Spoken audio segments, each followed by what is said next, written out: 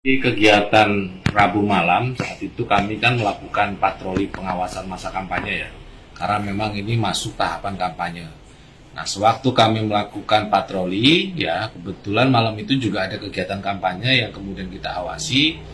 Nah, di tengah perjalanan kami mendapatkan informasi dari masyarakat bahwa ada pertemuan kepala desa ya se-Jawa Tengah yang di bawah organisasi paguyuban kepala desa sedang melangsungkan pertemuan di hotel berbintang 5 ya di kawasan Semarang Tengah. Nah, atas informasi awal tersebut kami melakukan penelusuran.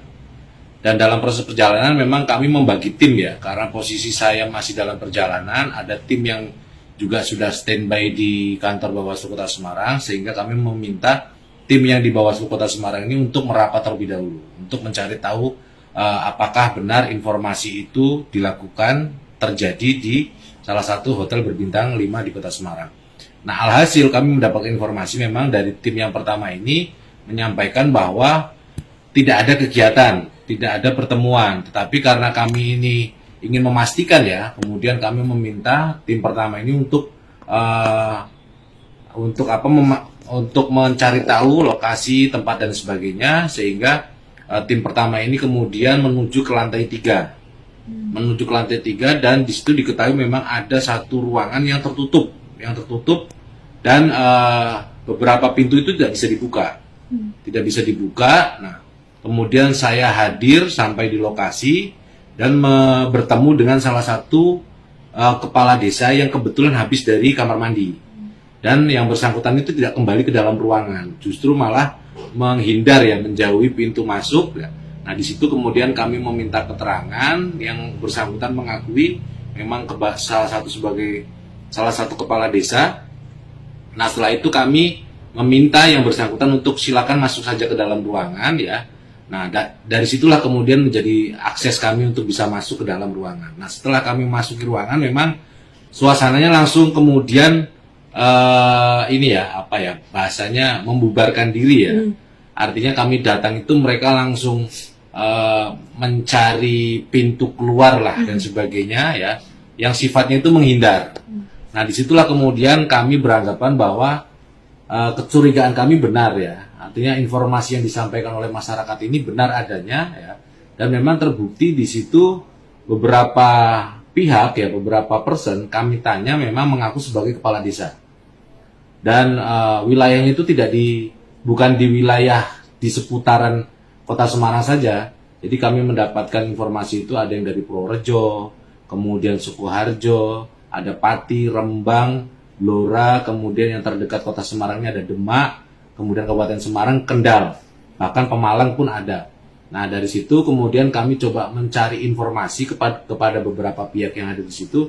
Memang mereka tidak menyebutkan secara langsung maksud tujuan kenapa ada pertemuan di salah satu hotel mewah di Kota Semarang. Mereka hanya menyampaikan ini bagian dari kegiatan rutin silaturahmi, konsolidasi, tujuannya untuk merespon permasalahan yang terjadi di wilayah desa masing-masing. Nah, tetapi kami kan tidak berhenti sampai di situ aja ya. Artinya kami tetap mencari tahu informasi lebih lanjut, tapi memang kondisinya mereka menghindar. Mereka menghindar lebih tepatnya menjauh ya. Menjauh, tidak bersedia memberikan statement, dan itu menjadi satu kendala tersendiri buat kami. Tetapi pada prinsipnya yang kami lakukan ini bagian dari upaya pencegahan ya, potensi adanya dugaan pelanggaran kaitannya dengan netralitas kepala desa. Selain itu juga Kota Semarang ini kan hanya ketepatan sebagai lokus ya, sebagai lokus, bukan, sedangkan subjek-subjek ini bukan orang Kota Semarang, karena Kota Semarang kan tidak ada wilayah desa. Jadi sangat dimungkinkan bahwa yang hadir itu ada kurang lebih sekitar 90. Jadi tiap kabupaten itu mendelegasikan ketua dan sekretarisnya. Ya, sebagai mungkin sebagai koordinator ya. Mungkin sebagai koordinator kepala desa di wilayah-wilayah tersebut. Mas, mungkin Bawaslu melihat pelanggaran itu indikatornya dari mana, Mas? Indikatornya ya, pertama kami adanya informasi awal ya. Kami secara prinsip, secara ketentuan yang berlaku, selama ada informasi awal ya, itu perlu dilakukan penelusuran. Nah, proses penelusuran kami lakukan, indikasinya kemudian ini mengarah kepada dukungan paslon tertentu, karena kehadiran kami ini mengakibatkan mereka membubarkan diri. Ada reaksi yang menurut kami itu nggak wajar ya. Artinya kalau kemudian mereka itu nggak kenapa-napa, kami hadir, dan kami pun hadir tidak dengan cara yang marah-marah, bentak-bentak, tidak. Kami dengan santun, dengan santai. Kami pun bahkan meminta izin ya kepada peserta, kepada pihak-pihak yang ada di sana untuk melakukan pendokumentasian karena bagian dari tugas kelembagaan. Ya, mereka reaksinya justru meninggalkan kami, menjauhi kami. Ya, kalau bahasa kami kocar-kacir lah ya. Jadi ada reaksi yang berlebihan yang itu kemudian kami menduga indikasinya karena memang pertemuan itu ada kepentingan tertentu.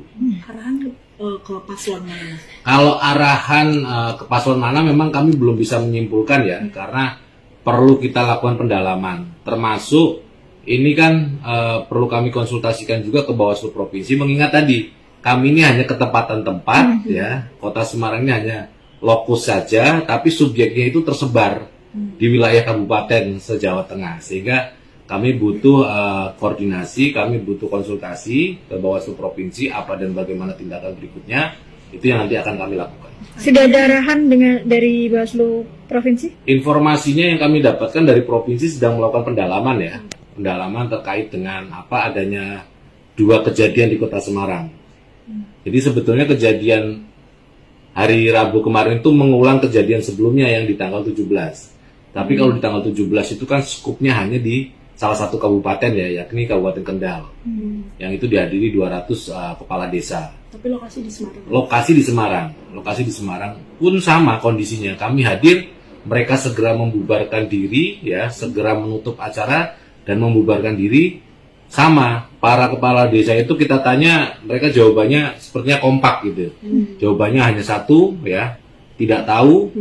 Kami hanya datang ikut-ikutan seperti itu. Jadi itu menjadi apa ya? Menjadi kendala tersendiri buat kami untuk kemudian mencari tahu lebih mendalam dalam hal kaitannya. Secara aturan itu seperti apa sih Mas kalau untuk kepala desa sendiri? Ya, jadi kaitannya dengan kepala desa itu kan diatur di dalam Undang-Undang Pilkada ya, di pasal 71 itu. Selain pejabat negara, pejabat daerah, kemudian aparatur sipil negara, TNI Polri, ya, termasuk aparatur sipil negara, itu ada juga ketentuan yang mengatur subjek hukumnya itu adalah kepala desa.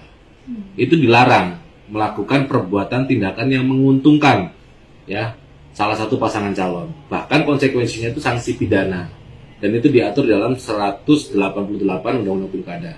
Ada sanksinya ya, ada sanksinya. Kalau nggak salah itu 6 bulan ya, kemudian dendanya itu sekitar 6 juta. Itu bisa diajukan, dilaporkan ke BKN juga atau seperti apa? Kalau BKN itu bagi aparatur sipil negara. Nah, kalau kepala desa ini memang yang kemudian memberikan sanksi administrasi itu adalah kepala daerah di wilayah tersebut. Jadi ada sanksi administrasi yang nanti itu bisa diterapkan atau hasil dari rekomendasi pengawas pemilu ya, nanti dari bupati ini menerapkan sanksi administratif ya. Kemudian kalau untuk sanksi pidana ya, itu kan ada sentra gakumdu nanti di situ. Selama bukti permulaan cukupnya ini memenuhi ya, itu kemudian bisa menjadi bagian dari penerapan sanksi pidana. Mas, itu kan kades ya, kades itu artinya di luar Kota Semarang, berarti mengarah ke Pilgub ya Mas, untuk pelanggarannya. Ya mungkin ya, tapi kalau kemarin itu kan kegiatannya skupnya Jawa Tengah ini.